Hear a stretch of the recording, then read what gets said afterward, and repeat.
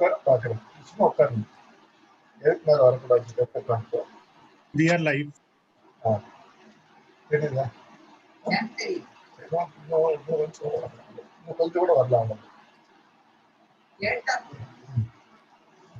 welcome everybody on this webinar today, and it is my honor and pleasure to welcome everyone today, all the delegates who are watching this webinar, both nationally as well as from all over the world. This webinar is aptly titled Equanimity in Uncertain Times, Joy is Our Nature. And we intend to have a soulful evening with Gurudev Sri Ravi Shankar ji today. We have eminent panelists with us from the Governing Council as well as from the premier institutes of the ophthalmology from all over India. We have Professor Mahipal Sachdev, who is the President of All India Ophthalmological Society, Chairman and Medical Director, Center for Sight Group of Hospitals. Dr. Ajit Hazari, Faculty Art of Living Consultant Ophthalmologist at Hazari Nursing Home, Eye Hospital, Aurangabad, and Dr. Santosh Honawar, Editor General of All India Ophthalmological Society Journal, the Indian Journal of Ophthalmology, as well as Director, Medical Services, Center for Sight Group, and a Director of Ophthalmic and Facial Plastic Surgery and Ocular Oncology Center for Sight, Hyderabad, who will be the co-moderators for this webinar. Our esteemed panelists are from the premier ophthalmic institutes from all over the country. Dr. Jagat Ram, Director, Professor of Ophthalmology from PGI Chandigarh. Dr. Prashant Garg, Director, Kalamanji Reddy Campus and Director, Venkatari Chaudhary Campus Network, Head of iBanking and Consultant at Hyderabad. Dr. R.D. Ravindran, Chairman and Director, Quality Arvind Eye Care System from Arvind Eye Hospital, Madurai. Dr. Girish Rao, Chairman, Shankar Netralaya from Chennai. Dr. B.K. Jain, Chairman, Sadhguru Netra Chikitsalaya from Chitrakoot. Dr. Bhujang Shetty, Chairman and Managing Director, Narayan Netralaya, Bangalore. Professor Tanuj Dada, who's Professor of Ophthalmology from Glaucoma Services from Dr. Rajendra Prasad Center for Ophthalmic Sciences, All India Institute of Medical Sciences, New Delhi. Dr. Barun Naik, President-elect, All India Ophthalmological Society, as well as Head, Department of Ophthalmology, PD Hinduja, National Hospital and Medical Research, Mumbai. Dr. Lalit Verma, who's the Vice President of AIOS, as well as Director, Vitro Retina Services, Center for Sight, Delhi. Professor Natarajan, who's immediate past President, AIOS, and Chairman and Managing Director, Aditya Jyoti Eye Hospital, Mumbai. Apart from this, we have our esteemed Governing Council members, which include Professor Rajesh Sinha, who is the Honorary Treasurer of AIOS, as well as Professor at Cornea Cataract and Refractive Surgery Services, RP Center, AIMS, New Delhi. Dr. Partha Bishwas, who is the Chairman, Scientific Committee of AIOS, and is the Director of BBI Foundation, Kolkata. Dr. Chitra Ramamurthy, who is the Chairperson, ARC of AIOS, Medical Director, the Eye Foundation, Coimbatore. And Dr. Arup Chakravarti, who is the Editor Proceedings of AIOS, Senior Consultant, Chakravarti Eye Care Center, Trivandrum. So with this, I would request Professor Mahipal Sachdev, who is the President of All India Ophthalmological Society, to address all of us. Thank you very much, Dr. Namta, and welcome all the members of All India Ophthalmological Society for joining in this webinar. I also wish to thank all the heads of the prestigious institutions from India to have spared the time to join in, and the members of the Governing Council. As you all know that Shri Ravi Shankar ji, who started the art of living in the 80s, is somebody who helps individuals to become mentally strong. Spirituality and being at peace with yourself are important things that people have to learn as we go along in the era of this stressful COVID-19. I think Guruji was among the first people to come forward during this pandemic as early as end of March to congratulate the healthcare professionals for doing human service. And therefore, he started conducting these sessions for giving mental strength to the medical personnel as to how they should cope up with the stresses that are there in managing COVID-19 patients. So I think he addressed the Association of Physicians, the FOXY, etc., and Chemists also association. And I think we should be looking forward to a great interactive session for the ophthalmologists as to how we should cope up with the stresses that are there, because this disease is unknown to all of us. A bolt from the blue, which has halted us all in our tracks. So I think important is to be peaceful, calm, and to face the situation in the best of our abilities that is there. And I think we will have a good panel discussion where all of you can ask questions, and we should try to get the best out of Guruji to be able to look forward to coming back with the resilience, to be resilient to the present situation, and coming back and springing back to our normal. So I think with that, we will look forward to a good session, and let's hope that we are able to ask good questions to Guruji, and he will give us great answers and help us achieve mental peace. Thank you. Thank you so much, sir. I would now request Dr. Santosh Honavar, who's been instrumental in organizing this webinar, to give a brief background. Thank you, Namrata. Good evening. I'll be giving a very, very brief background. We all know that COVID is a black swan event, once in a lifetime kind of an unexpected event that has taken us unawares and has affected every sphere of life. And medical profession is not an exception. You see from this survey that 97% of practices all over the world have been affected in some form or the other, financially, definitely, and reduction in volumes for sure.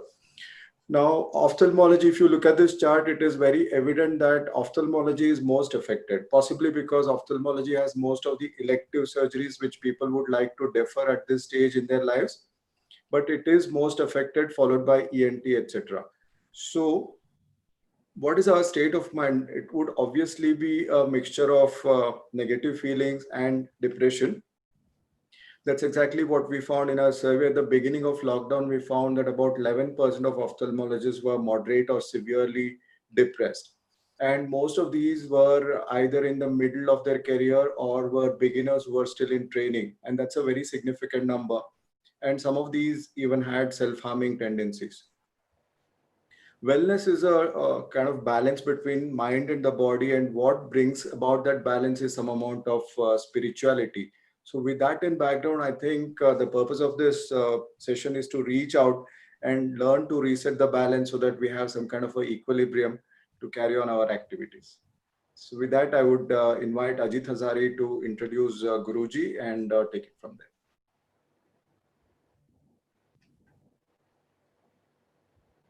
Ajit, unmute. Thank you, Dr. Santosh. Guruji does not require any introduction, but for those of us who have not known him so well, let's take a glimpse into his life by this short video. In an era when ancient wisdom was buried under years age of 4, with his education in Vedic literature and physics and his deep and profound knowledge of the spiritual world, he became one of the most prominent sages of the modern world. All through his life, he has been reviving ancient knowledge and creating tools and techniques that have benefited millions across the globe in living a deeper and a more joyous life. In 1981, the art of living was established by Gurudev Sri Ravi Shankar. Nurtured by his care and contribution, the art of living has rapidly grown across 156 countries, reaching over 450 million people.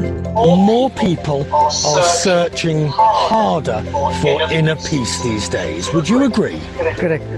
One of Gurudev's most unique offerings to the world is the Sudarshan Kriya, a powerful breathing technique that facilitates physical, mental, emotional, and social well-being. he has designed 57 exclusive. For this program, what would probably help me more than anything is it kind of gave me myself back, you know. It gave a richness to my life, a quality of life that I hadn't had for a long time.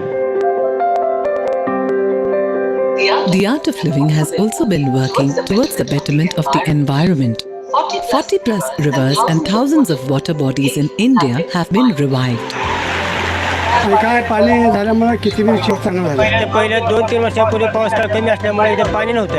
आता पाणी भरपूर साठा झाला आहे. तरी शेतकऱ्याला याचा फायदा होणार आहे. पूरे महाराष्ट्र में जल संचय का जो कार्यक्रम हमने किया, उस कार्यक्रम में बहुत ही अद्भुत कार्य ये आर्ट ऑफ लिविंग के माध्यम से गुरुजी ने यहाँ पर किया, इसलिए मैं उनका बहुत-बहुत आभार व्यक्त करना चाहता हूँ. Globally, he has united people with his universal and simple message that love and wisdom can prevail over hatred and distress. Time reveals the destiny of the millions who came to him to discover themselves. I think spirituality has always been important, and I think it's even more so important today to really tap into this deep connection with ourselves. Gurudev has brought about a profound shift in every sphere of human endeavor.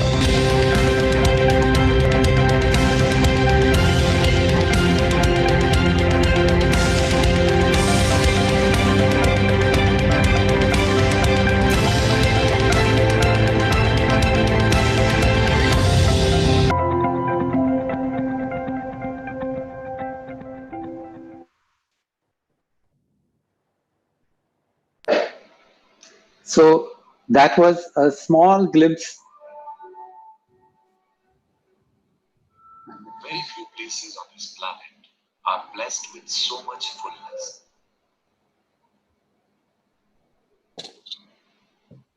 Yeah, so that was a small glimpse into the life of Gurudev and his mission of bringing a smile on everyone's face. We're just waiting for him to join in. Oh, there he is. Pranam, Gurudev. I have immense joy in welcoming Gurudev Shri Shri Ravi Shankar ji amongst us. And without losing any more time, I'd like to hand over the mic to our president, Dr. Mahipal Sachdej. Ram Gurudev ji, thank you very much for joining us. I think all of us who are ophthalmologists are also like the frontliners of the medical profession, passing through difficult times where we have to be treating patients who are having the problem of COVID. And I think we look forward to your words of wisdom. The world knows that you are somebody who helps everybody gain their mental peace and to have the strength to cope up to any situation. And I think all of us look forward to your precious words as to how we should deal with this situation. It is indeed very kind of you to have taken out your time to address the ophthalmologists of India and abroad. And we are also very thankful that you were among the first leaders to come forward and praise the medical fraternity for coming forward in such a manner that they are helping humanity from this bolt from the blue that COVID-19. We are also thankful for you to have spent time with other federations, with the physicians, with the gynecologists, the chemists, etc., because a healthy doctor will only help the general population who are suffering from COVID. So Gurudev ji, thank you very much. And we look forward to your telling us as to how the medical fraternity should cope up with this pressure and how we should come forward to help the humanity from this crisis.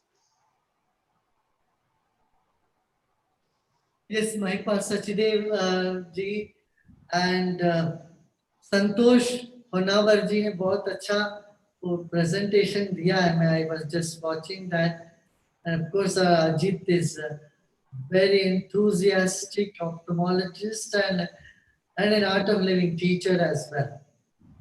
So nice to be with you all, and let me first congratulate you all for your immense contribution to the society. you are giving the physical eyes to people, and so you are also playing the role of a guru. A guru gives the inner eye, the third eye, but you are giving the eye of wisdom to see life. You are clearing the vision of people. Today, that's what we need to do. People need to have not just physical vision, but a proper vision about the whole situation, about themselves, about their own life. I think you all will agree with me. Earlier this last month, when I was speaking to people from medical professionals, one thing they all said is, so far, when a patient used to come to us, we were only thinking of the patient. We never thought about ourselves. But with this COVID situation, now doctors have to think about their life and their family. You see, what the first thing comes before you interact with the patient is one's own health and one's own family. And this is a very precarious situation, very unique situation that has happened in the medical history. I know. But in spite of all that, in spite of the displeasure from some corners of our own society who are not, educated enough to treat the doctors with the dignity they need to treat, our community, doctors community, the medical community is moving forward all out to help the people. This is really commendable. Now at this time, anxiety and tension is normal. It just comes up. But how to get rid of it? Here, the breath gives us many solutions. For every emotion, there is a particular rhythm in the breath. So if we attend to our breath, we'll be able to have a say over our involuntary nervous system and our, adrenal glands, which plays a very important role in emotions, especially anxiety and such other feelings. So depression and anxiety can be overcome if we attend to our breath. Breathing and meditation together can uplift our spirit, can bring clarity to our mind and strength to our self, our system. Now, the latest research also says that yoga and breathing and meditation can increase our immune system 5 times. So our immune system goes up by this. So with these things, with a lot of researches that is coming out today, we can very easily say that, meditation and yoga will immensely help. Not just doctors, but everybody in general. And doctors especially, because you have to be so alert all the time. You need to have presence of the mind. If you have to treat 20 patients, you need to have the same focus and alertness of the mind from the morning till evening. You cannot say, evening I am a little bit tired, I will see it later. And what can help to keep your energy level that high? I would say is meditation. If you take 10-15 minutes lunch break time, take the 10 minutes out of lunch break time and do some meditation at that time. You will see, you will feel as fresh as you began the day in the morning, even when you leave the office in the evening. Yes? So meditation and breathing exercises, Kriya, Sudarshan Kriya, this gives the inner strength to manage any crisis. You might have seen the latest report in Harvard Medical School magazine, where Sky Meditation, our meditation was used, it was published in Harvard Medical Journal, and also in Yale School. Also, Yale University has also published 2 research papers, which they were working for more than a year. I would say maybe 1.5 or 2 years. They have been working and they are doing research on it. Finally, they found out that these Sudarshan Kriya Yoga meditations are far more better than any mindfulness technique or any other placebo or any other technique they used as a comparative studies. Here also in India, there are a lot of research work is going on how the COVID can, COVID situation can be overcome through Ayurveda or other traditional medicinal systems. We must do this. And latest, you might have also seen the World Health Organization's, reports that it could be airborne. This COVID can be an airborne disease. But then there are other doctors who have countered it. They said wearing mask is no use because the virus is so small and it can easily go through the mask. So it is of no use. So there are many different theories. I'm sure you are aware of most of them. In all this confusing situation, we need peace of mind. Too much of news also can have our head spin. And here again, I would say a few minutes of meditation, morning and evening, will keep us fresh, will keep us very sane, sensitive, sensible. And this is what is needed. And also in society, what we see is young people are falling into 2 extremes. Either they get depressed or they are so aggressive. Aggression and depression, these 2 things should be done away with. And this is happening in almost all sections of our society.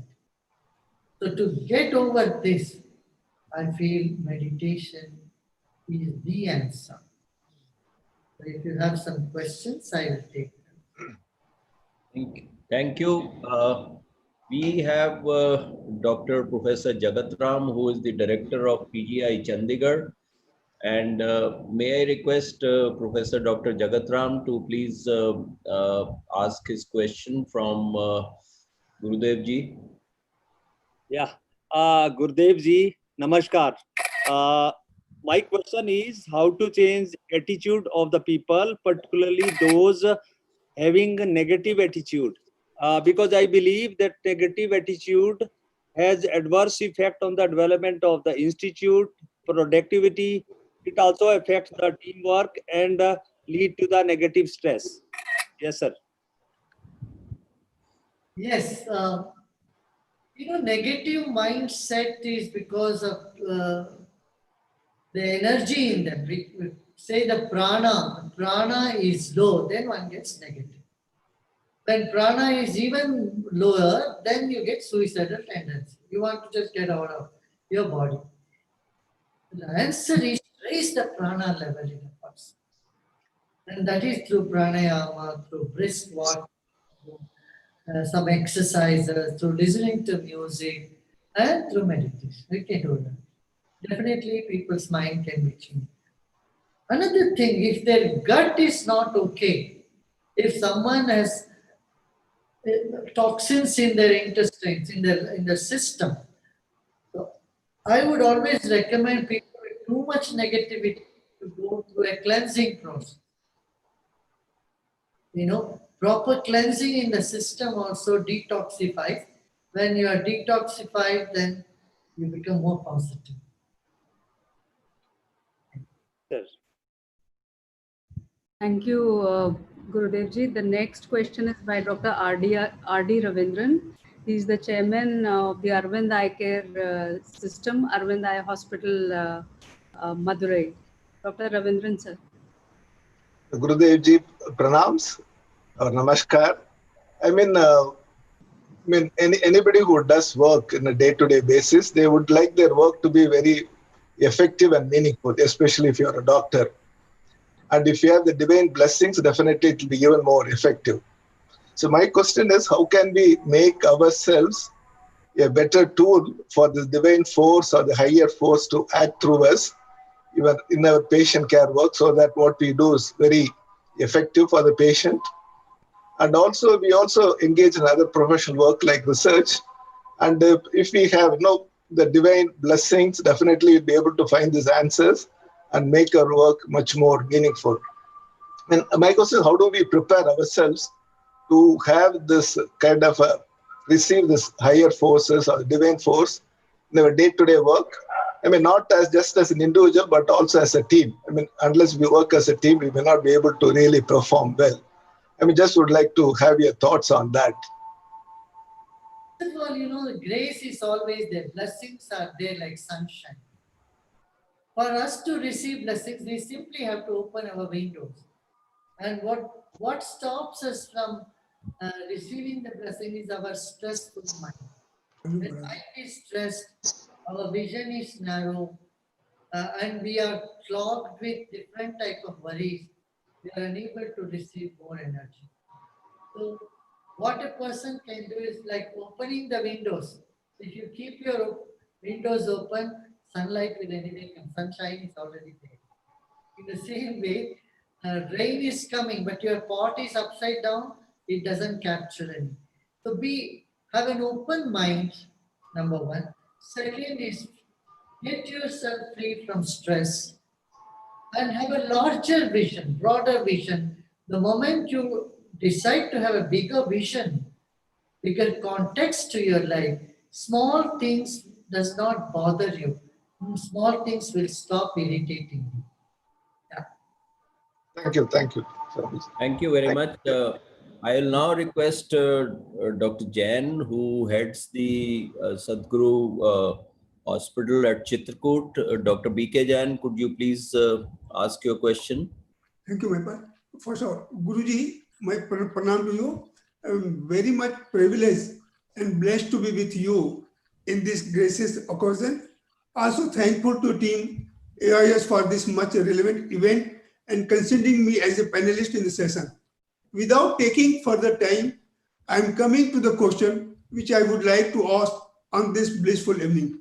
Guruji, yoga and your program like Art of Living is found to be very effective in managing stressful life situation and very much needed for our medical professional, especially for the younger generation, and become more relevant due to this COVID crisis. But somehow many of us are not able to incorporate such sadhana into our daily routine. What your thoughts and guidance for the same? Guruji, please. I call this as mental hygiene, like dental hygiene, However busy you are, you don't rush to your office without brushing your teeth. Right? This is our dental hygiene. You cannot say, I have a very important operation to do or I have an important client to do. I jump out of my bed and just run. No. You will go to your bathroom and brush your teeth. This is dental hygiene.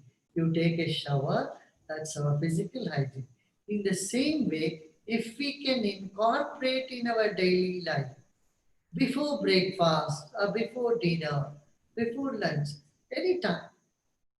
It should be before breakfast or lunch or dinner, because when you meditate, the metabolic rate goes down. And when you eat, the metabolic rate goes up. So if you meditate after you having food, either you will not have proper meditation or you will have an indigestion. So you need to give that 2.5, 3 hours gap after food. So you take this 20 minutes to take few deep breaths and meditate, and you will see the freshness that you experience and the spirit and the energy that you can feel in your work is tremendous. Yeah. Thank you, Gurudev. Now I would request Dr. Bhujang Shetty Chairman and Managing Director Narayan Netrale, Bangalore, to ask his query. Pranam Guruji. There are a huge number of people working alongside as doctors and staff, and they are fearful of two things. One is catching the virus, the infection, and the other, of course, is the economic stress they are all going through in our institutes. So what would you advise how we should carry them along during these testing times? First of all, they need to understand this is a passing phase. This is not going to be forever, number one. Second is economy always goes up and down. But for professionals, usually you feel it's a flat world. It's anyway, this is going to be like that. Now this corona has put a dent into that mindset, that thinking, that see, anything can happen anytime. So it has really given a shock treatment to us to adjust and to move forward. So we need to either invoke the fighting spirit, survival spirit in people, where they could say, oh, whatever is the challenge, I'm going to take it. That youthful, challenging spirit need to be infused, number one. If that is not possible, second, what we should induce is faith, that there is a divine, there is some power that will make us survive or sail through this difficult time, and I'll be successful this month. Third is a faith in oneself. Now I have enough talents. Suppose not this, I will be able to survive. I can make myself rise above the situation like this. A self-empowered or confidence in oneself. Faith in the divinity. And then invoking the valor to rise up to the situation. And all these three things can come through practice of yoga and meditation. Thank you, Gurudev. Thank you. May I request Dr. Girish Rao now to please ask his question? Gurudev ji, pranams on behalf of my colleagues at Shankar Netrale and our mentor, Dr. Badrinath ji. My question is, different age groups have varying concerns, expectations, and motivations during this pandemic crisis. As an organization, how do we address this and channelize everyone's efforts for a common goal? An organization is there for people to give encouragement, to support them at times of crisis. So reassuring them that all be okay. And we are with you. When a person is, say, when a death happens in the family, everybody else goes and meets with them. Why?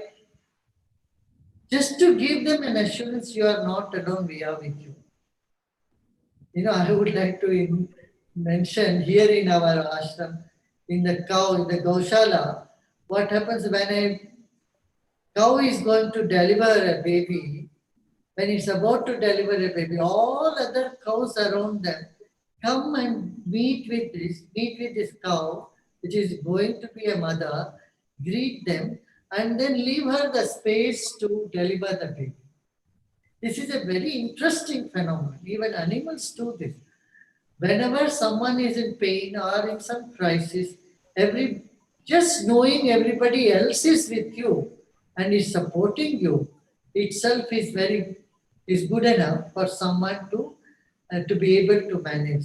So the association can assure people that the association is with them, they understand them, and they will give moral and ethical support to people who are in need. Thank you, Gurudev ji. The next question is going to be asked by Dr. Prashant Garg, who's the head of LV Prasad Eye Institute at Hyderabad. Gurudev ji, pranam. I bring greetings from LV Prasad Eye Institute. My question is related to work-life balance. In many corporates, you keep hearing people talking about work-life balance. In your views, what is a true work-life balance and how do we achieve that? You have to just listen to your own heart, Prashantji. When you feel that your heart will tell you, oh, I am neglecting my family, my life. At that time, you need to attend to that. And sometimes it will prick you, your conscience will prick you. I am too much into my holiday or family, I am neglecting my work. Then, you have to do that. It's a balancing act which we have to do. We can do it very well when we listen to our own conscience. Thank you. And what if your heart never tells you that you are, imbalancing on one side, and it always tells you whatever you're doing is right, and yet you know that you are on the other side? Your conflicts are nature of mind. Anytime you do something, you will always feel something else you should have done that's better. So if such thoughts bother you, bug you, I would tell you do some bastrika, sit and meditate, and you will find that whatever has happened in the past, no point in regretting it. It has to happen. It had a purpose, and you were just an instrument for that to happen at that time. This will give you enough peace and strength to look forward. Otherwise, our mind is vacillating between past and future. We are angry about the past or regret the past, and we become anxious about the future, and so there is fear about the future. So there is guilt or fear. We keep swinging in these two directions. Here again, I would say a few minutes of meditation can help us to get over this and also give us such a strong intuitive ability. Only right things will happen to us. So, Guruji, keeping up with the same thing as work-life balance, is work-life balance, see, if you are supposed to be a Karam Yogi, if you have to achieve something in life, I don't know what everyone has different definitions of success, but if you look at, say, our Prime Minister, he has almost अपनी family को उन्होंने त्यागा है, like he does not live with his family or his mother or whatever, so he is dedicating himself for the cause of building India. So work-life balance, is it just an escape or a thought process of the weak people who do not have enough willpower to work very, very hard and who do not believe in work is worship? Or is it something that is essential, or which you think it should be there, that there should be a balance between your working? Because there are going to be certain periods when a person dedicates himself to work. And then there could be certain periods when a person could go on to meditation and things like that. So is work-life balance something that is a connotation or something of the new generation, or you feel that it is something which should be part of us? See, if you are well rested, you will be more effective in your work. But if you continuously keep working without taking that much needed rest for your own body, then you will commit more blunders, more mistakes than you would have done otherwise. So here balance is, you have to see that you have presence of mind, your mind is clear, you have had good rest. That is necessary. And if you are dedicating your life to a cause, then that is your life. Your life and your work are the same. But for many others, they have other responsibility. Not everybody is a sannyasi or like our Prime Minister who has no other responsibility. If you are a father and if you are a husband, you have to fulfill those duties as well. You cannot ignore and neglect your own child and you say, I'm going to do some social work, I care for society. So this is what work-life balance is. You have to give importance to your other roles that you play in life. They are equally important for you. And you cannot attend to only one role, not uni role, but you have multiple roles to play. Playing all those roles equally and doing justice to every role, I would say is a balance in a work-life balance. It's not taking holidays when you don't want it, when you don't require it. It is matter of discharging our other responsibilities as well. Thank you. Dr. Tanuj Dada, Professor Tanuj Dada from RP Center. You have a question. Namaskar, Swamiji. So, Swamiji, as children, we have been taught that the goal of life is to achieve enlightenment or nirvana. But on a practical basis, this goal seems very far away. So, on a practical terms, what should be our goal in life? And what should be the benchmark when we consider ourselves to be successful? Two things. One is ultimate freedom, that is nirvana. Spiritual, achieving the spiritual height in one's personal life. परम सुख जिसको कहते हैं, परम सुख को पाना है. So that is through meditation, through your sadhana, through service activity, number one. Second is success in life is how much you contribute to the society. There is a joy that you get when you take things. When you receive, you have a joy. This is an infant joy. But there is a greater joy that comes to you when you start giving. The joy of a grandmother. You know, you go to your grandmother's house and she prepares many dishes to feed you. Her joy is in feeding, or even a joy of the mother. Mother always loves feeding people. This is joy in giving. So when the life is fulfilled with the joy of giving, देने में सुख जो मिलता है वो मैं समझता हूँ सक्सेस है. And then another sign of success is not the bank balance, but undying smile on you. Do you have smile all the time? Do you keep a smile? Or small things bother you?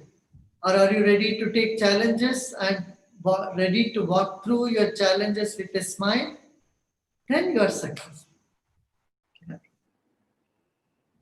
Thank you, Gurudev ji. The next question is going to be by Dr. Lalit Verma, sir. Guruji, Pranam. Greetings from Center for Sight Group of Eye Hospitals. I feel privileged to ask you a simple question. Why is it that simple people, noble people, or kind human beings tend to suffer more on this earth? So that is my question. ये देखा गया कि simple people, noble people, kind people, they tend to suffer more. Why is there so much suffering? मैं तो इसको कुछ different ढंग से देखता हूँ. Simple people are much happier.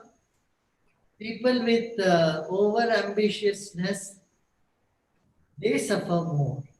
Ordinary people, साधारण व्यक्ति काफी खुश रहता है, अपने जो मिला उससे तृप्त होता है, अपना काम करता है. सीधा साधा व्यक्ति आप गाँवों में जाके देखिए, कितने किसान अपना मेहनत करते हैं, खाना पीना और करते रहे, जो मेहमान आते हैं उनको भी खिलाते हैं, वो खुश रहते हैं. विश्वास होता है तो खुश रहते हैं. ईश्वर विश्वास लोगों में खुशी पैदा कर देता है. चाहे उनके पास धन कम भी क्यों ना हो, मगर एक ईश्वर विश्वास होने से व्यक्ति खुश हो जाता है. अच्छा, अच्छे लोग सफर करते हैं ये बात नहीं, अच्छे होंगे मगर उनकी बेवकूफी के वजह से भी वो सफर करते हैं. इसलिए हमें सिर्फ अच्छा होना काफी नहीं है, मगर युक्तिपूर्ण बुद्धिमत्ता भी चाहिए. बुद्धिशाली भी होनी चाहिए, युक्तिवान भी होनी चाहिए. Thank you. Thank you very much.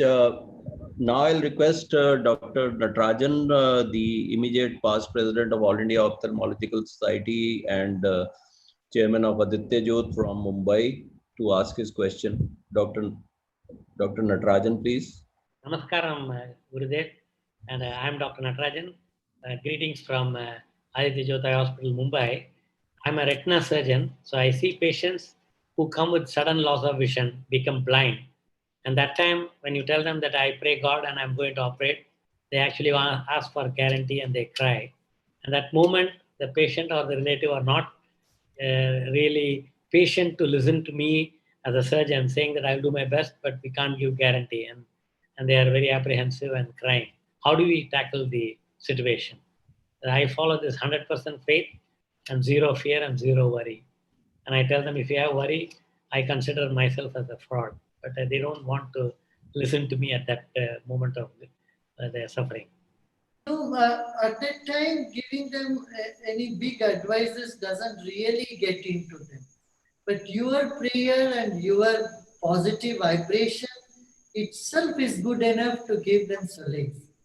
It's, we convey more through our vibrations than through our words. So it is good enough. You are in a very positive state of mind. You are in a prayerful state of mind. And that will do. I usually tell a joke. God laughs at two occasions. One is when two brothers say, this is my land, and another says, this is my land. And second, then God laughs. They are just here for a short period of time. They're claiming the land as theirs. The other occasion is when a doctor tells a patient, don't worry, I am here, I'll take care of you. It will be fine. It seems God laughs at that time. See, I am the one who is healing. I am the one who is giving everything.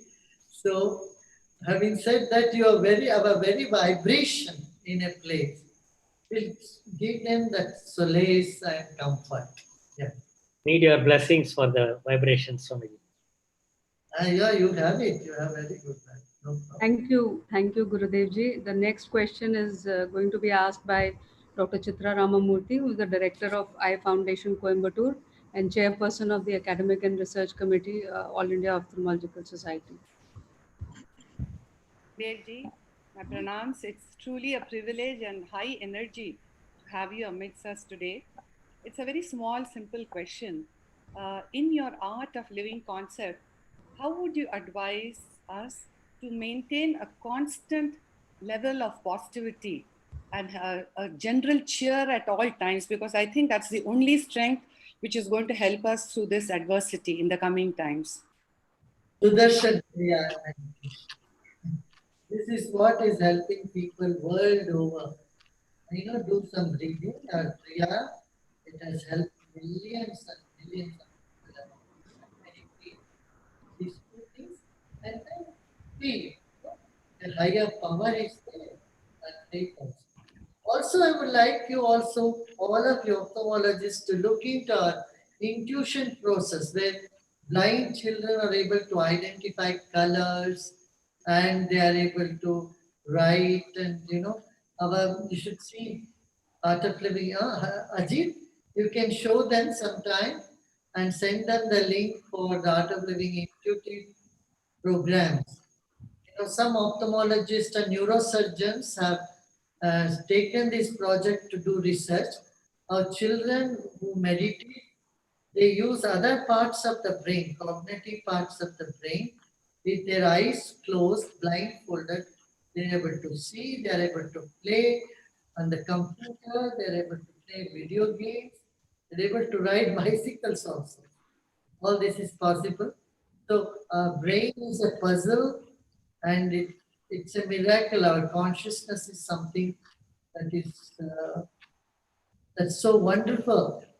It's amazing. Yeah. Thank you very much. I'll now request our editor proceedings, Dr. Arup Chakravarti, who is a very nice person and a great surgeon of cataract surgery. He's from Kerala. Dr. Arup Chakravarti, please. Pranam to you, Gurudev. I bring you greetings from God's own country. My question to you is, as an ophthalmologist, or for that matter, any physician, as we begin our journey and get more involved in the process, in the practice, in the hospital management and other activities, we reach a time where we seem to be getting an inner call that you need some guidance from for to get, not exactly get away from these activities, but for your spiritual well-being, for your mental well-being. So how does one go about it? Do we look at the net and find out the books which we have to produce of to get the answers, or do you have to really look for a spiritual guru? And if the answer is yes, then how do I go about finding a spiritual guru who can bring solace to me? Now, what I can say, you can start with meditation. Once you start meditating, then you will understand, you will start the journey. And then you'll discover for yourself. So I made number of meditation. See, there are a lot of misconceptions about meditation, number one. And many times people do meditation without any scientific background to it. This is something that we need to know. Meditation should be authentic. It should be from the tradition, number one. Second, it should be free of prejudice and, some one's own imagination and जिसको कहते हैं कल्पना से कुछ भी बना दिया, वो नहीं होनी. Third is, it is easy, effortless and can be done by everybody. So आप meditation शुरू करिए. You start with meditation, do the kriya, then other questions of yours will be answered by itself. Thank you so much. Thanks a lot. Thank you, Gurudev ji. I think we'll have one last question from Dr. Partha Bishwas, who's the chairperson of Scientific Committee and the director of VBI Foundation from Kolkata. Pranam Gurudev ji. Mera pranam from the City of Joy, Kolkata, and from Scientific Committee AIOS. I have a very simple question, Gurudev ji. We as doctors spend years studying books, passing examinations, and become doctors. And then we are taught by our seniors, by our teachers, by our mentors to be compassionate. So in the equation of healing a patient, or possibly, I don't know if we actually heal a patient of his ailment, what is the equation between a scientific prescription, compassion, and spiritual healing? Spiritual healing is something that we have never studied. We do not know. So what is the part that a spiritual healing is important in the healing of a patient or his ailment? First of all, we must know that we are both matter and spirit. We are not just made up of only amino acid, carbohydrates, and protein and minerals. We are also made up of a substance called consciousness, spirit in us. So, as far as medical science, it just studies, the allopathy system studies mostly I would say, the physical characteristics. We think everything is like a machine. So you have anxiety, we say it is due to the adrenal glands. You have some grief, we say something must be wrong with your thyroid. And you have some other problem, you say so your pituitary glands is too much active, that's why you're not getting sleep. So we attribute, no doubt, there is an element of truth in it, but there is something more to it. The studying of life itself is called spirituality. Inside you, there is life force, what we call prana. Prana, and how prana is related to mind. Mind is related to the consciousness. Mind is not it's not all consciousness. Consciousness is something larger than mind. So this whole knowledge about Chaitana and Jada, this is what Ayurveda does. Ayurveda implements both this. In Ayurvedic medical system, they push both this. You have to see the Prakriti and doshas and then one's behavior also. Behavioral science is related to our physiological characters. You know how your body, vata, pitta, kapha, accordingly you will behave also. And what is that which is beyond your behavior? There is some substance called you, which doesn't change. You may be a doctor, you may be an engineer, you may be a government official, you may be a politician, you may be even a spiritual teacher. But beyond all these roles you play, there is somebody called you inside you. Studying that is spirituality.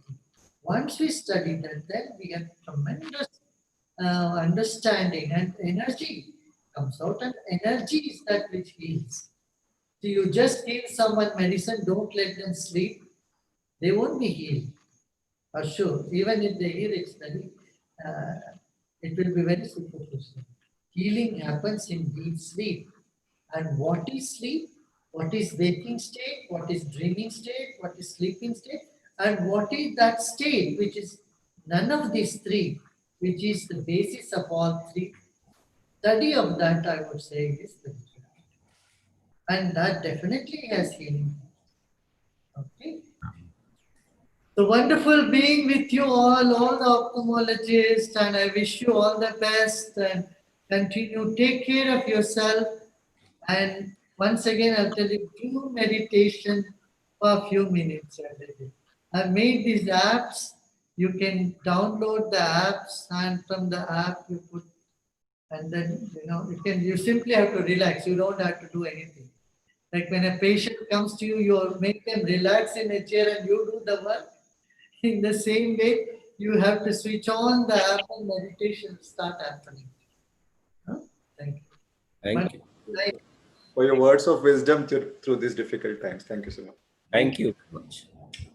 Thank you. Yeah. Ajit, you take over. Yes. So that was a wonderful interaction with Gurudev, and he insisted again and again that we all should learn to meditate if we haven't already started doing it. Now, meditation, we usually have this misconception in our mind that meditation means we need to concentrate on something. Okay, but to the contrary, in meditation, you let go. Okay, so what is the language of the body? So if you have to build muscles, you have to go to the gym and you have to work. You have to work hard to build your muscles. But it's exactly opposite when we talk about our mind. If our mind has already got a lot of thoughts, the more we try to force it to quieten down, the worse it becomes. That's been everybody's experience. So the trick is to just let go of the mind. So today, we'll all do a simple meditation called Panchakosha meditation in Gurudev's voice. Okay, so all you have to do is just sit with your eyes closed, relaxed in your chairs. Okay, so if you worn a tie or something, you can just take it off and just be relaxed. So it'll be a short meditation of about 15-20 minutes, and let's do it. So all for it? Okay, so I'll share the screen.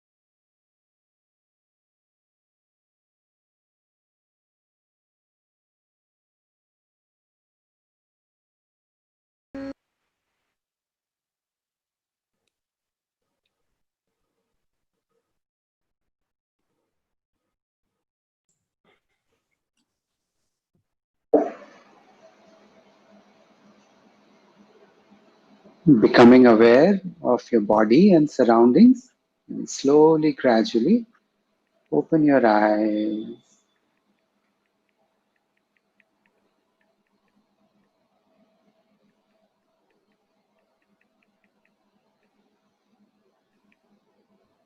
So that was a simple meditation that we did. How do you feel? Very nice. Thanks a lot. You can see that the mind has quietened, the thoughts have become less, the whole body, your whole system is relaxed. And in this, what we did was we just used our breath, like Gurudev was saying. With the help of the breath, we were able to calm down our whole system. Okay, so that's the secret behind our breath. And the more we explore it, the more secrets will open up for us. Okay. Ajit, I have a question for you. So each Yes, session sir. lasts 20 minutes or No, this particular meditation was 20 minutes, but sometimes it can be 10 minutes, 15 minutes. When you're practicing on your own, it can be anything. Now, the beauty of Sudarshan Kriya that Gurudev was talking about, which we teach in the Art of Living program, is that the experience with the Sudarshan Kriya changes every time you do it. So sometimes when you're really tired and stressed out, the meditation can last longer. And sometimes you feel fresh within 10-15 minutes of relaxation. So that's the beauty of it. There's nothing set, you know. Even 10-15 minutes of meditation is better than not doing meditation at all. That's what I firmly believe. Ajit, I have two questions. So Yes, sir. when you're doing the meditation? So I did my first time I did the Art of Living course was back in '96. I was first year resident at Cooper Hospital, at KM Hospital, and then went to Cooper Hospital. And one of my friends told me about this course. I had no idea about what is Gurudev, what is pranayam, what is meditation. All this was alien to me. And the course was happening at IIT Powai. And then ever since, the association's been there ever since. And it's a beautiful journey. You know, each individual person has his own beautiful journey. And many times I find I go to sleep. So what do I do? Yeah, so you need to tend to your body. You know, like what Gurudev answered this question already. Actually, he said if your digestion is not proper, then that's going to interfere with your meditation. You're likely to just fall asleep or get indigestion. So you need to make sure that you're giving proper attention to your body, to your diet.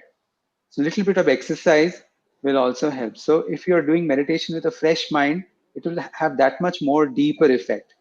If you're already tired at the end of day and then you're sitting for meditation, then even that sleep is good because it will give you that rest.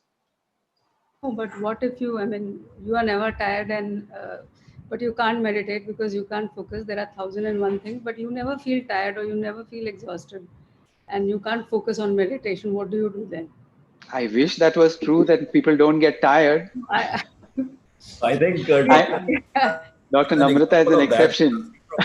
No, I never feel tired, but I can't focus on meditation. Yeah, so there is, if you look at Ayurveda and how it classifies the different doshas inside us, there is Vata, Pitta, Kapha, okay, and there's Rajas and Tamas and Sattva. So if the Tamas level increases in us, we become dull. Okay, if the Rajas increases in us, we become excited, excitable, hyperactive, restless.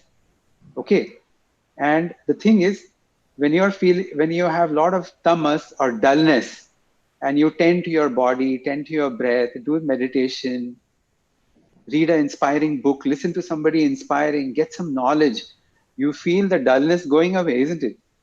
You know, your enthusiasm, your energy level increases just listening to somebody like that. So then the rajas comes, and going beyond rajas is sattva. Okay, so in order to reduce the rajas in our body, that restlessness which is there, you need to do physical exercise, you need to do pranayam. You know, all these will tend to all these states. And it's not that rajas is good, rajas is bad, or tamas is bad, or sattva is good. It's not like that. It's a constant flux of our state all the time. So you're going through these cycles of tamas, rajas, and sattva. Then in sattva means you're being in harmony, you're balanced. You're like you're with your family or your kids or somebody you love, and you're totally relaxed in your own house. That's a small example of being in sattva. Rajas, when you get hyper excited and you're too excited about doing something. So all these beautiful thought processes come across in the Art of Living course. And it's a very beautiful, informal course. And I'm really, really happy that though it's taken 20 years for this to happen, I can see Dr. Santosh smiling, but it's taken 20 years for me to come to this stage where I've come here to approach the whole country, our whole fraternity, that let's take some time out for ourselves, rejuvenate ourselves. And we have a beautiful opportunity here in the form of the Art of Living course, which we are specially organizing for the AIOS members. And we've come up with a fantastic team of experienced facilitators who will help us with this course. It's 2 hours every day for 4 days, and we are doing it in 2 batches. So it's starting on 14th and up to 17th, a morning batch from 6:30 to 8:30, an evening batch from 7 to 9. And I've already got commitment from Dr. Namrata. I've already got commitment from Dr. Santosh. And let's just jump into it. Let's do it. I'm going to be very tough to, tutor because so many people. Tanuj has also tried teaching me meditation, which I have not. The beauty of it is that nobody's going to sit and give you a lecture. Okay? We are going to teach you a technique of how to breathe, how to do pranayam. You have to do it. I can't breathe for you. You have to breathe and dive into yourself. We are just there to facilitate. Okay. You've come to this stage now that you are questioning that, oh, I'm too stressed, I'm too worked up. I need a solution for this. You've come up with this question and we've come up with your answer. That's it. From 14th to 17th? 14th to 17th of August, batch in the morning and batch in the evening. Santosh will take first and then tell us how it goes. And Santosh, if you become calmer, then we'll take it. I'm always calm. I will take it. You don't need to take it. You are anyway calm. The thing is, Gurudev has come all the way to our session and he's spoken so much about it. And behind him is an experience of teaching and encouraging people for the last 30-35 years. So you really don't need me to tell you this, nor Santosh. No, but you have been trying to kind of convince me for last how many years? 90s? When I did my fellowship with you, a comprehensive fellowship, that was 98, 99. 99. Dr. Ajit, I have a question. I've always seen you, Ajit, yes, in all the MOS meetings, very composed. Ajit is very composed. Even through his fellowship, even during grand rounds, he was very composed. 20 years back only. And I think you're really composed. And I still remember meeting you in Aurangabad. I don't know whether you remember. Of course I do, sir. You're always a source of enthusiasm for everybody. I have a question for you. Yes, Dr. Something that I actually didn't have the courage to ask Guruji. So, what I meant is while we do our medical education and the techniques and how to write a proper scientific prescription, and then of course we learn from our seniors how to be compassionate, but we don't learn the spiritual healing part. So just like we refer to a vitreoretina surgeon when we have a problem in hand that a vitreoretina surgeon has to take up now. So when do we refer to a spiritual guru, a patient? Okay, let me answer that. The answer was already given by Gurudev, but anyways, like Dr. Santosh said and Dr. Natarajan sir said that I'm always composed. Okay, if you ask my wife, that may not be true all the time. Okay, but I tend to be composed. Now that becomes your nature when you are meditating regularly. because meditation cultures your mind. And it's not something which comes from outside. We all have that within us. Now, Dr. Partha, you can't deny that just your presence in the room in front of the patient calms him down. Do you agree? Absolutely, yeah. So you don't really need to send your patient to a spiritual guru or a master. Every one of us has that ansh, has that power within us to heal, to calm somebody. Just our presence speaks so much, along. But if we are stressed, if we are worked out, then that presence somehow doesn't go through to the patient.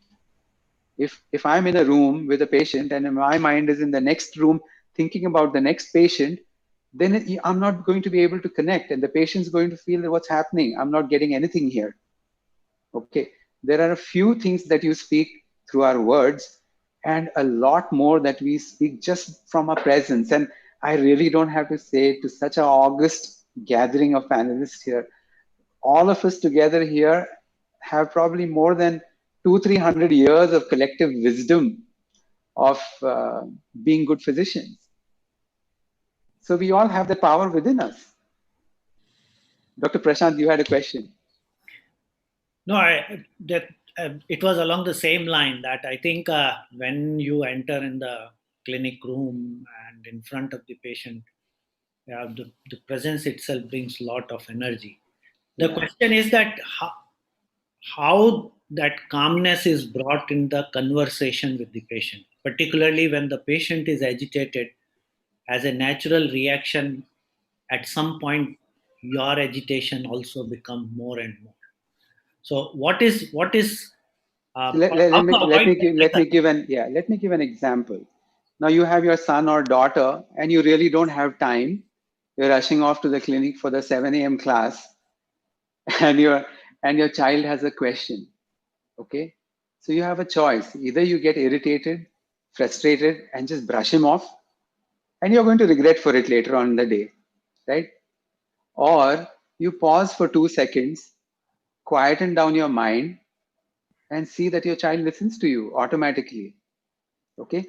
Now, what is the difference between this child and you and your patient and you?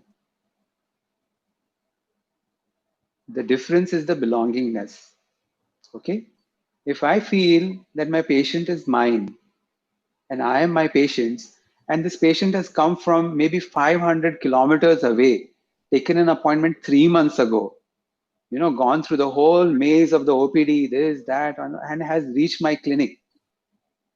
That's a lot of effort that the patient has taken just to reach me, isn't it? So if we just pause at that moment and give those extra 5 seconds to the patient, what happens is first we relax, and because of that, the patient's agitation also goes down.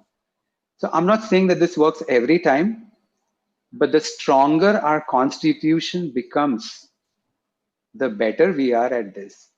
So this is where, as Gurudev so aptly said, and he repeated it again and again, that we need to meditate. We need to take care of our bodies. We need to meditate, because meditation cultures our mind. And the first sentence that Gurudev said today was, "You all are gurus." You remember? He said, "You all are gurus." You are all looking at the eyes. You're giving vision to people. But it is true also. Each one of us has learned from somebody around us, has learned from all the environment around us, including all our teachers, right? And we continue to teach people around us, and people continue to learn from us. So it is our responsibility, each one of us, to not only learn and take from other people, but to also be a guru in all the humility of being a guru. That's it. Dr. Ajit, yes. Yes, sir. I had a question for you, Ajit, actually for Gurudev, but and it was on the work-life balance. Dr. Mahipal had made a comment, and I just wanted to follow it up. See, I don't think there is a template that your life and work has to be balanced 50-50. It depends upon your aptitude, your profession that you belong to, your aims in life. So now for somebody like our Prime Minister, that is his life. His work is his life. Yes. He doesn't have to have, I mean, you cannot corner him by telling he ignores his family life. And there are some people, many ophthalmologists, many physicians who have retired. They don't practice anymore. For them that has become their life. So that is perfect. All right. I think it's highly individual decision. You need to find out where exactly you want to belong to. I think that is my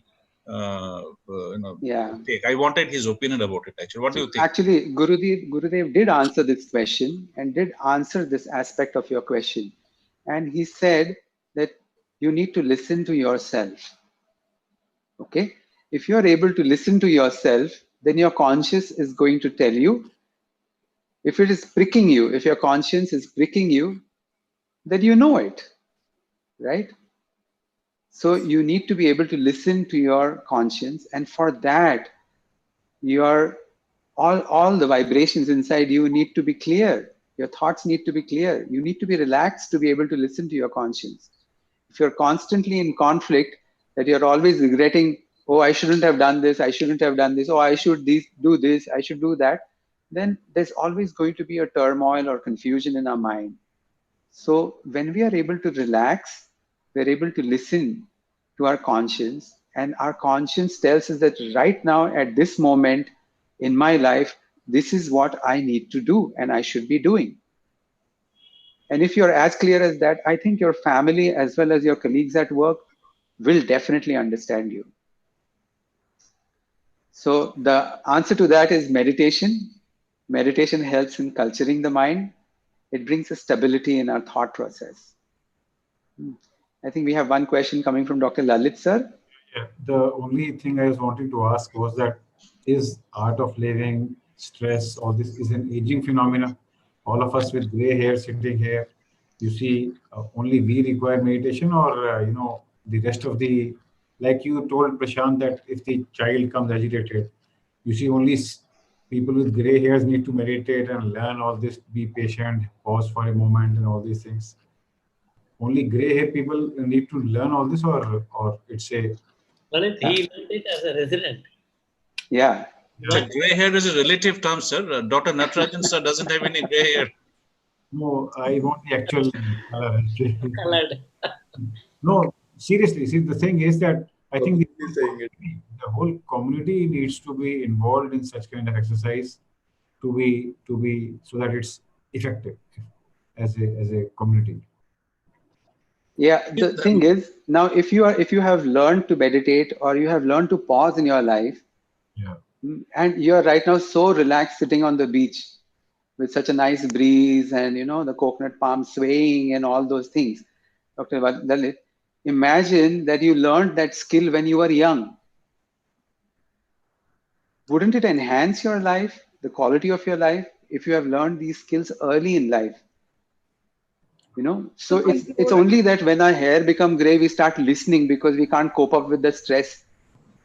But then if you've upskilled yourself at a young age, then you're able to handle even bigger challenges. I agree. I just wish that it should be part of some curriculum in the school also. And it is happening. That is happening. So that's great. Yes, Dr. Namrata? My question is very materialistic. I mean, the thing is that isn't it, being at a young age, I'm sure it has its benefits, but won't that be equal to complacency, or is it, or how do you put it? Is it an escapist attitude when, you just want to relax and do nothing?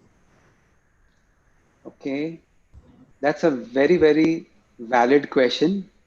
And it addresses a very, very common misconception about how you look at life. Now, Dr. Namrata, I see you in webinars every day. Okay. And those webinars are just a small part of your life right now. Okay. So you are so busy.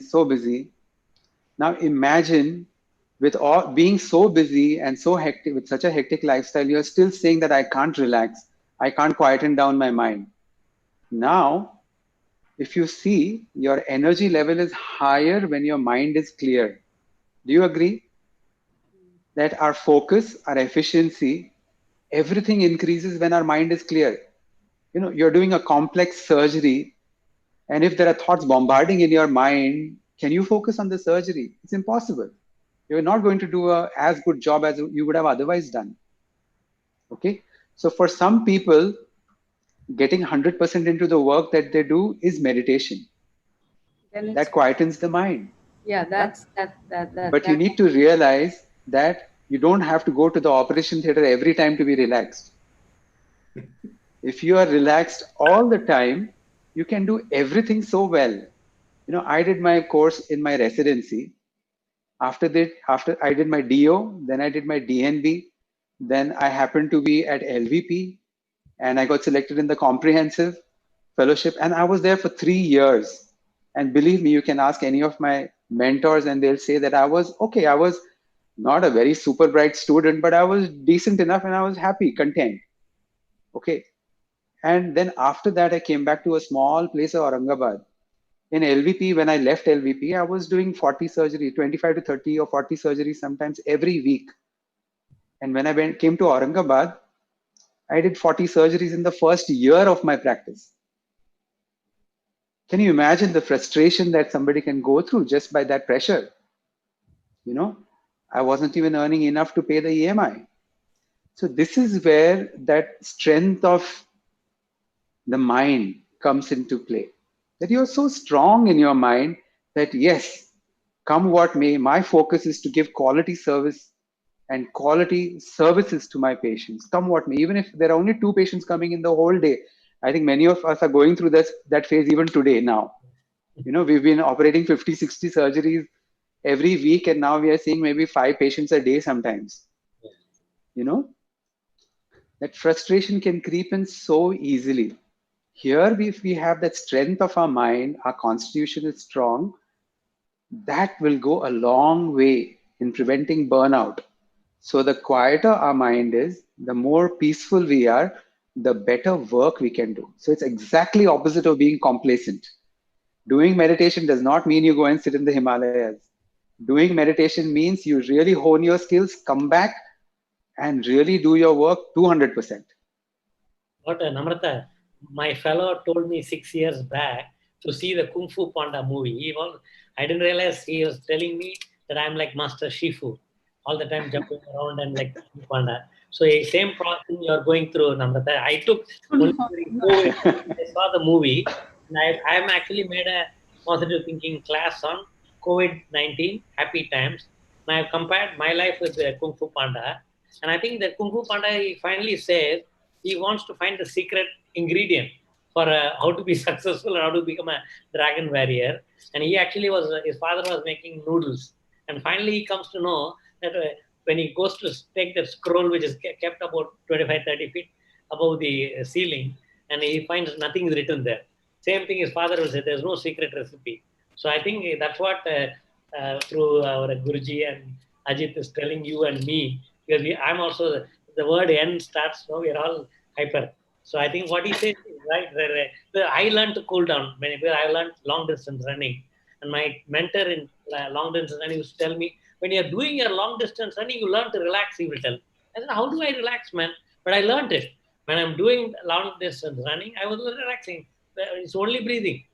And I think this is what I think Ajit is trying to tell you and me, because you are hyper, but I think you have to sit somewhere sometime. Because my mother always used to ask me, how will you sit and operate like that? Because I think when I'm operating, I'm meditating. So I was operating from morning 7 to night 1.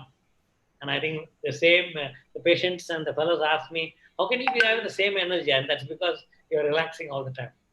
And that's what I think he's trying to convey. Ajit is trying to convey to you now. Dr. Arup has a question. Yeah. See, the part of my question actually was left unanswered by Sri Sri. So the question is, I think many of us in this boat where, we are looking out for a guru, for some kind of an inspiration. So we have Sri Sri, I mean, our generation, and then the new generation has the Sadguru. So I mean, and then we have a lot of books already there in the net. So I mean, which direction would I take? And at the end of 1 year or 2 years, I should not be getting the feeling that, my God, I would have taken the other route rather than this route. So that was actually my question. There are 2 things how you can look at this thing, this question or this issue. You know, the first part, the basic basis is that you have started asking this question in your life. That itself makes you unique in this universe, because there are only a handful of people in this universe in whose life this question comes, that what am I moving towards in my life? Okay. Now, once this question has come and you're questioning the purpose of your life, it's better to stick to one and dig deep. All right. Okay. Yeah. Dig deep wherever you are, whatever you're doing, go deep, deep, deep within. Ultimately, all the outside, the gurus, masters, they are like a guiding light. Who has to do the searching? It's us, we have to do the searching. Now, suppose after 2 years you realize that no, I should have gone there. Or maybe after 10 years you would realize, no, no, no, I should have gone there. Now, imagine after 10 years you get exposed to another guru. Who has sent you to that guru? Your life, nature has blessed you to reach that other guru where you are getting higher knowledge. Okay, that's the second aspect. Third aspect is 10 years is not really a long time.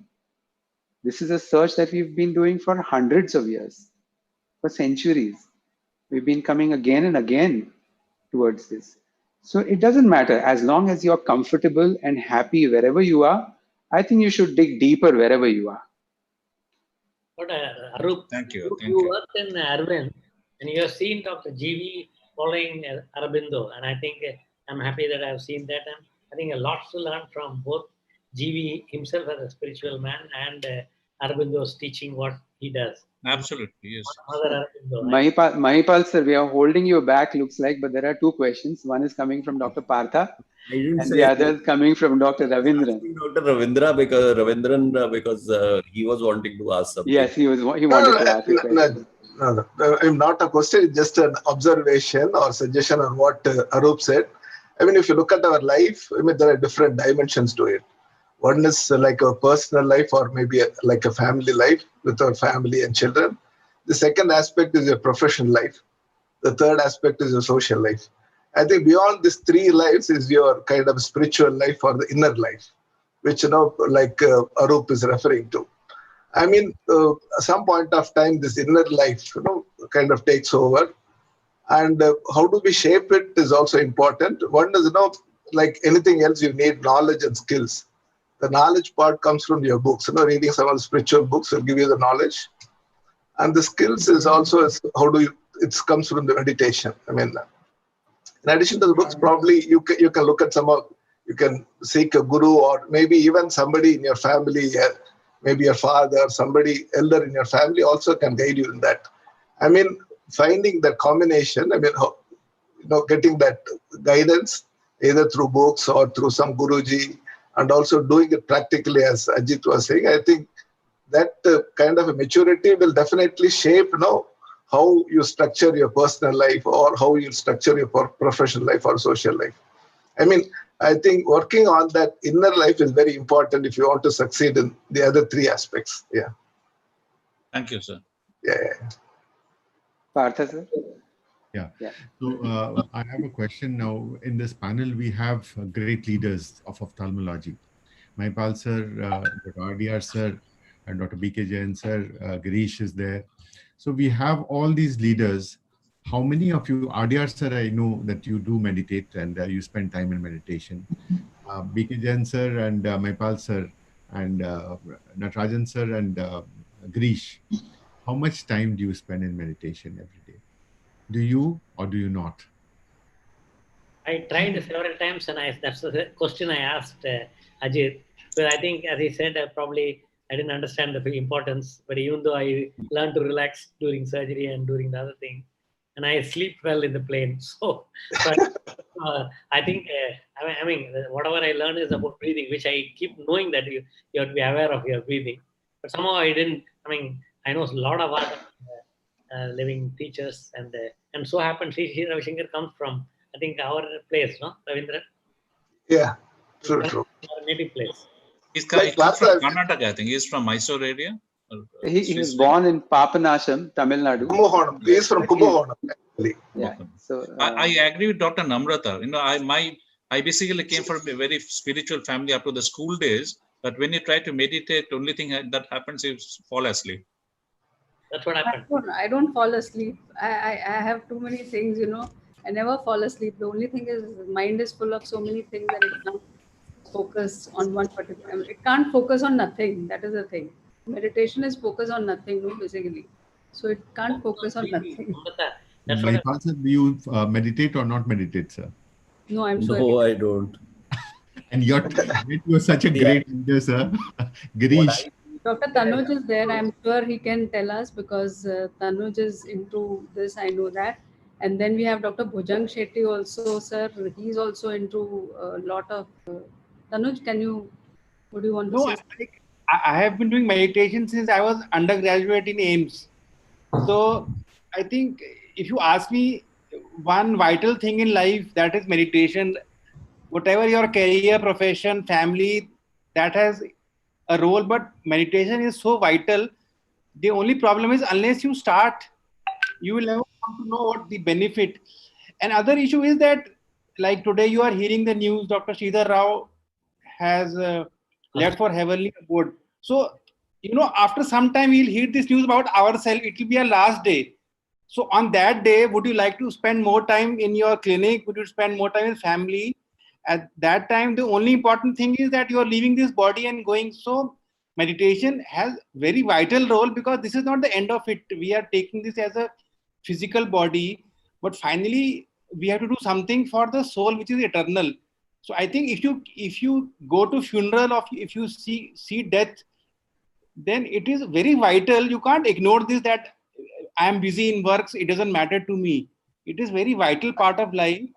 And also there is some karmic principle, you know, unless you do good deed or meditation and do service, how will you improve your life? So I think we are just like ignoring this issue that meditation, we are very busy, we are not doing.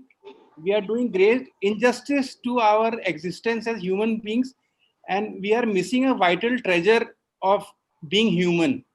So at least we must start 10-15 minutes and then have this discussion whether it helped us or no. I think you have Aru also, I think, no? Meditation and glaucoma. Dr. Bhujang Shetty, sir, is there. I think he is also.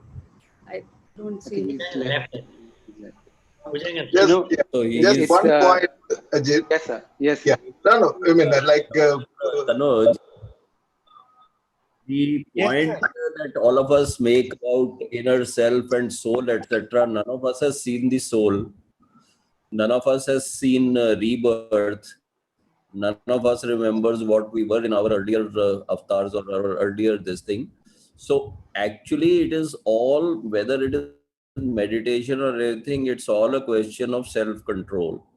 And I think there are phases in everybody's life when a person is doing certain things, and it is when a person stands to get more time or is, I would say, less involved in his profession or in being ambitious or in being restless for doing certain things, that he turns to, because what everyone is afraid of death, or most of us are afraid of death, but that is something inevitable. So as you see something approaching to you, that is when your karmic things or your philosophies they come out. Ke bhai, I should have done. You can still do very good, and you can still be selfless and also give, like our religion says that daswant hona chahiye. That means 10% of your earnings you should give towards the upliftment or whatever for the good of the humanity and that. So I think it's all a question of traversing your life, whatever is that, whether it is 50 years, 60 years, 70, 80 years, you are come to planet Earth, you have to live it and you have to die. So that is the only inevitable thing that you have to. So wherever you get comfort, you do that. Whether you get comfort in working, whether you get comfort in creating something, whether you get comfort in just meditating. So I'll just give you a joke that there was this gentleman who is going and he sees somebody sitting on top of a tree, just shaking his legs and just looking at the lab aage. So this guy says, "Ke kya kar raha hai?" कहता है कुछ नहीं, मौज कर रहा हूँ। कहता मौज क्यों कर रहा है, मूंगफली खा रहा है, ये तू बैठा हुआ है, मौज क्यों कर रहा है, कुछ करना नहीं तूने जिंदगी में। कहता क्या करना है, क्या करूंगा। कहता कुछ कर, काम कर, बिजनेस बना, कुछ कर। कहता बिजनेस बना के क्या करेंगे, बिजनेस बना के पैसा कमाएंगे। पैसा कमा के क्या करोगे, पैसा कमा के मैं घर बनाऊंगा बहुत बड़ा, कारें लूंगा, ये करूंगा, वो करूंगा। उसके बाद क्या करेगा, कहेगा उसके बाद मैं मौज करूंगा। तो कहता वो तो मैं अभी भी कर रहा हूँ, तो तू मुझे क्यों बता रहा है कि भाई मैं पहले काम करूं और फिर मैं पेड़ पे जाके फिर मौज करूं। मैं मौज तो अभी भी मतलब निहंग होके, मतलब बेसिकली बिना कुछ, I have nothing in my life and मैं मौज कर रहा हूं। तो तू मेरे को कह रहा है कि काम करके फिर तू मौज कर, मैं तो ऑलरेडी मौज कर रहा हूं। So basically at what level in your life you want to do मौज is the same thing as what level of your life you want to do meditation and not do anything. No, So sir, there's a different aspect to this. to go on top of the tree and start shaking his legs. Your viewpoint. See, if you have to learn ophthalmology, you have to see some textbook. You read textbook for cataract surgery or textbook for retina to learn ophthalmology. Yeah. Similarly, what is the gold standard for living life? So I would say gold standard is what is our ancient heritage, 5,000-10,000 year old. So that you can only learn either from, say, reading Guru Granth Sahib or reading Bhagavad Gita. You cannot have your opinion that what I am saying is true. You see what is the 5,000 year heritage. If you see that, then the human life is a very important opportunity to connect with things is a higher wisdom. And as far as joy is concerned, the true joy of life can only be experienced through meditation, and it will only enhance your work and your balance. You will only work more if you do meditation. It will not other way around, that your work time goes down. You will have less sleep time, you will have more energy, more enthusiasm. So it is a win-win situation. That is what I feel. Just a point on that. Like, we talked about meditation. I think the most thing all of us do, all of us work at least 10, 11 hours in our profession. That's a place where we spend all our time and energy. I think bring the right perspective in that work is what is important. Not being egoistic. I mean, it's all about, how do we interact with the patient? How do we interact with our staff? How do we develop other people? I think if you bring the right perspective in what we do, I think that is more than a kind of meditation, because it helps you to grow spiritually in a better way. I mean, if you are able to practice those things in your day-to-day life, I think there is no real need to sit down and meditate. Meditation probably may help your physiology and metabolism, but now if you can do that whole work with a lot of positive energy, with less stress, then I mean that's a way to go. I think, Ravi, there's a great point which I always compared seeing Dr. Badrinath, Dr. Rao, and Dr. Venkateswamy. And I visited several times with Dr. Badrinath to meet Dr. Venkateswamy. And I never seen Dr. Venkateswamy angry, and I think I've asked you several times, and I'm seeing it from my school. So I think I learned the wrong way from Dr. Badrinath and Dr. Rao. In the workplace, we lose our temper, we lose our composure. This one, because I think we are expecting something and then we want everything perfect. But I have never seen Dr. Venkateswamy doing it. I think even Dr. Badrinath used to appreciate, but he didn't practice meditation. That's why I think he was restless and he became like that. So I think, Maipal, there's to you, me, and Namrata, there's an answer that we can probably be more productive in whatever you're doing expansion. And I think Arvind has got the maximum big eye hospitals as an NGO compared to Elif Prasad and Shankar, and all the three did in different path. But I think finally the goal is same.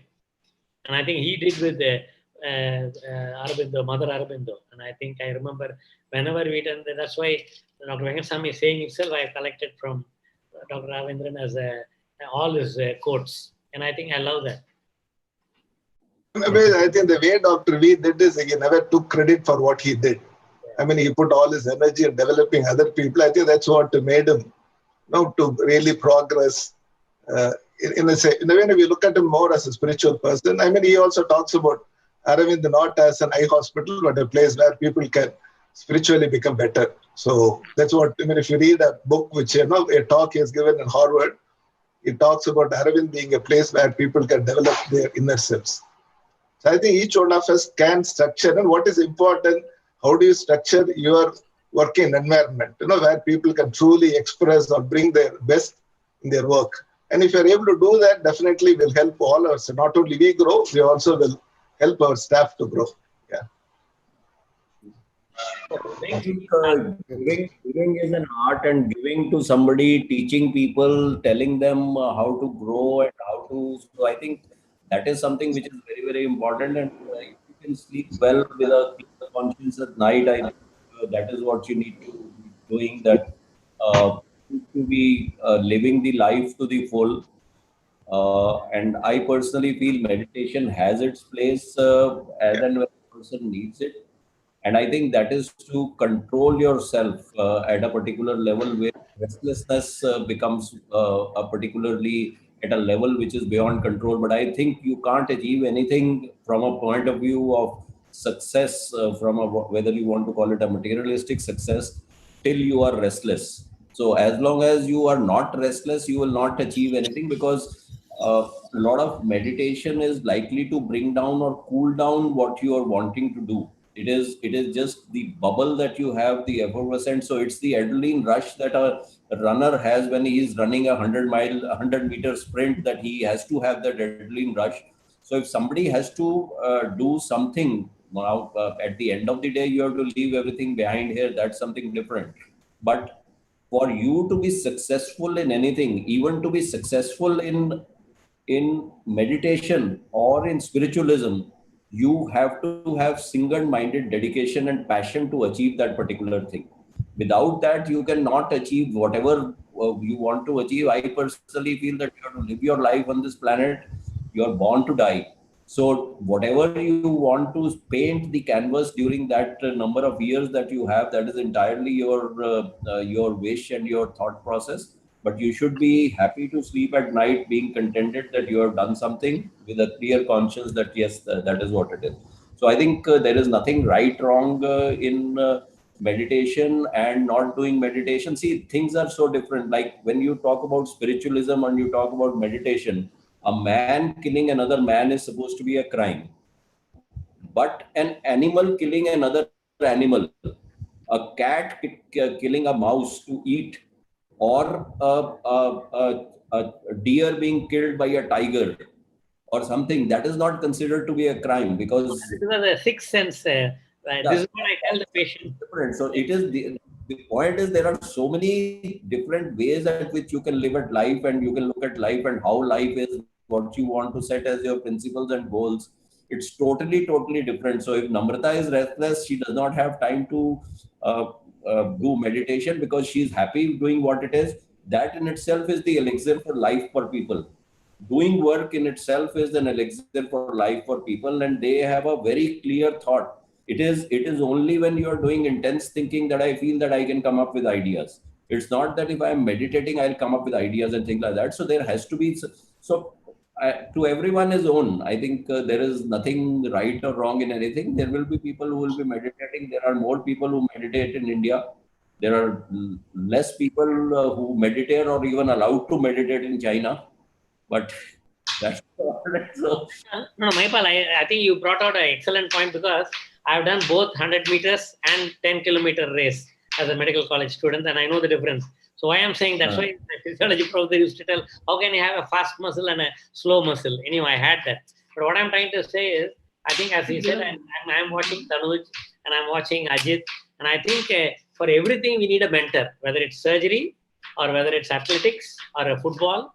And I think same thing for meditation. And that's what I think Ajit conveys and Dr. Ravindran conveys. So I think each one has to choose the path. And I think this is probably an eye-opener. Even in spite of telling this, I think Dr. Venkateswamy achieved without showing that whatever aggressiveness he had. But same thing Dr.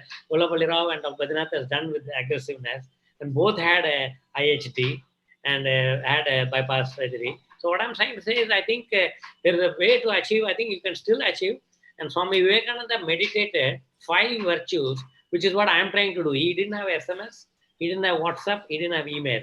And he said that, and it's in 1898, he said that you can lock yourself in a rock cave and meditate 5 good virtues. He says the whole world will come to know. Can you believe whatever he said in 1898 is talked today? And when nobody, I mean, he didn't tell them to market. And his Guru Ramakrishna is there, but I think he's more popular. I don't think he asked for it. But I think he said, if you practice virtue, so that's what I'm trying to do. And I try to post like Swami Vivekananda. I went to the Vivekananda Mark in Chicago. Dr. Ajit, you should have a counter for these people. Dr. B.K. Jain wants to say something, sir. Dr. B.K. Jain. So, first of all, my thanks to Ajit and Santosh for this occasion and my personal invitation for the Chitrakoot. And no doubt, meditation is very important for our life. But I learned from my Gurudev, Param Pujya Ranchhodar Ji Maharaj, this service to humanity and work is the worship. And no doubt, karma is also another type of the meditation. That's all. Thank you. Let me give a last. Let me give a last. Yeah, let me give a last remark. Now, the guest speaker today that we had, our invited guest, was Gurudev. We saw his video, right? In that, could you get a fair sense of the size of the numbers that they were talking about? 30,000 students, and you look at any sphere of life, and Gurudev has impacted that, and he's made an effect in the whole universe. Somebody recently asked him, what is your daily schedule? So he sleeps at around 1 o'clock and gets up at around 4 o'clock. Okay. And we all know how difficult it was to get that half an hour of his. Today in the morning, he had a program in the morning where there were all the Tamilian, in Tamil Nadu, I think there was Murugan chanting that was done on a mass scale. He was part of that. Before this session here, he had a session, 1 hour session with SME sector. And now he's busy with another. And then and at one time, like when the lockdown started, he was handling 3 time zones: Far East Asia, Asia, Latin America, North America.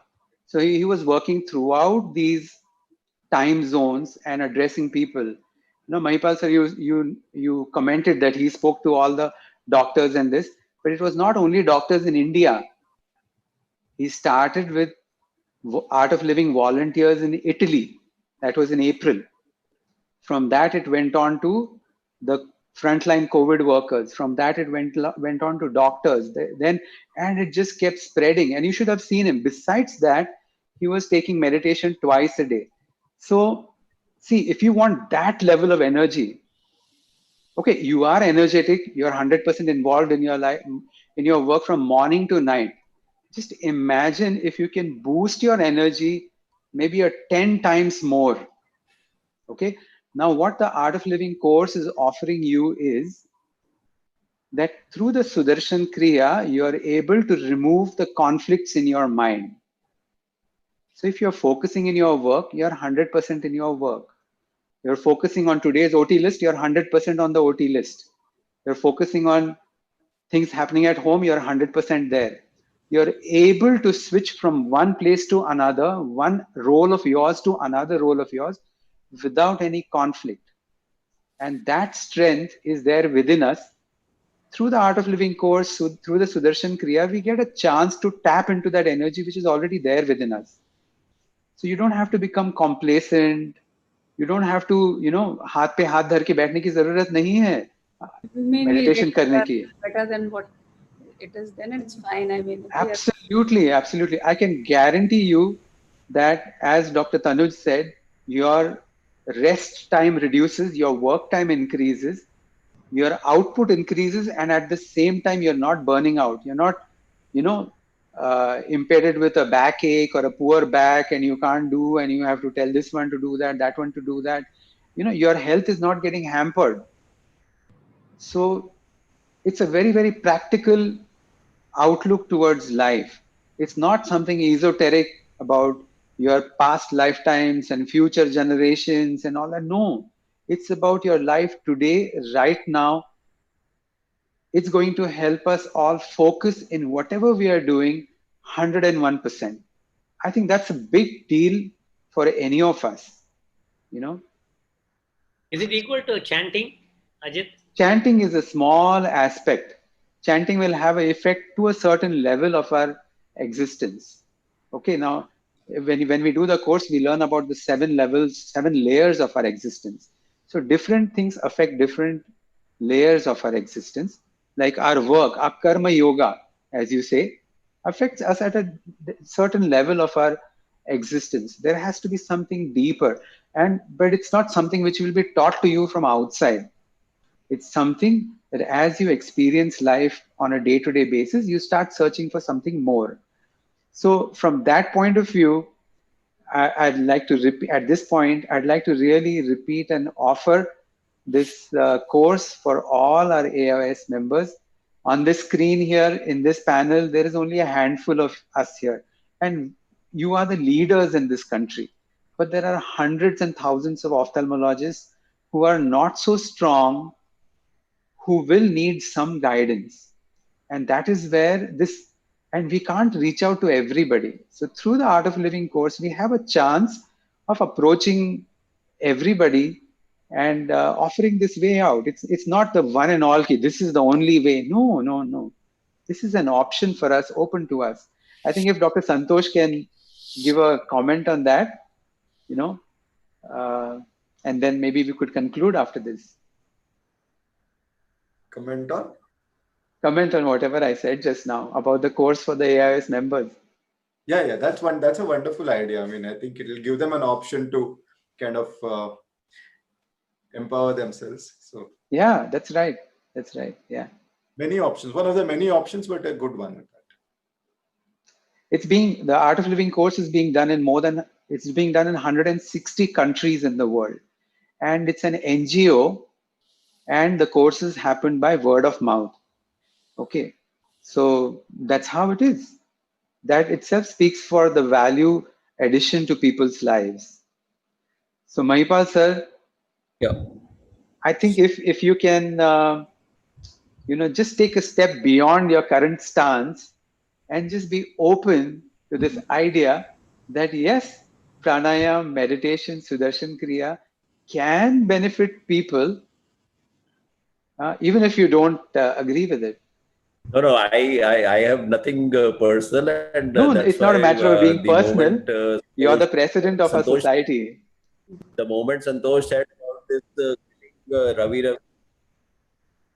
no, I immediately agreed, and I told him that it's a great idea because everyone has to find his own inner self and inner peace and things like that. That is not an issue. So my time will also come.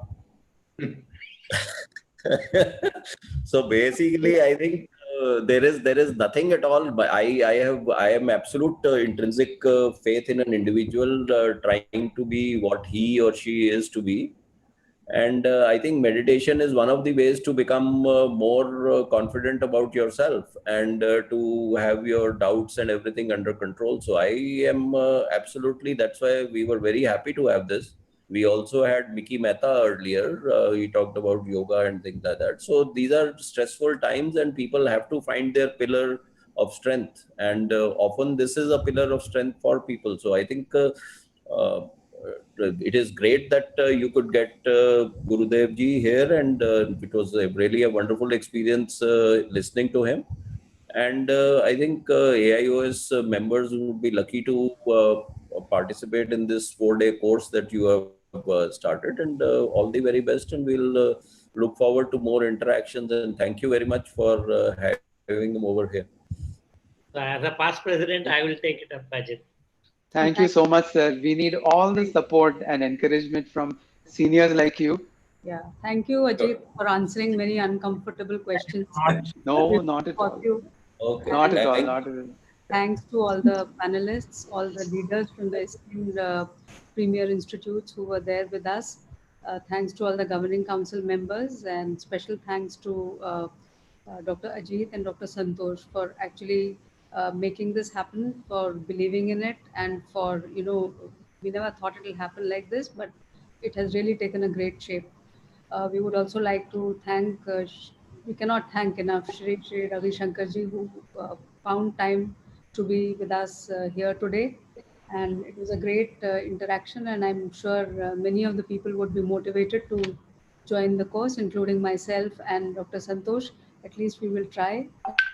And thanks to all the delegates who were with us, who were listening, to our audiovisual team, Mr. Sunil, to special thanks to Mr. Krishnan. I think he organized from the team of Shri Ravi Shankar ji, and also thanks to Kripal and Rakhi from the AIOS headquarters. So thank you, everyone.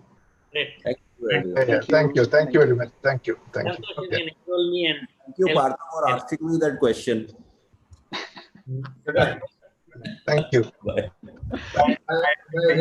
Thank you, Tanu. Thank you, Ajit. Thank you. Thank you, everyone.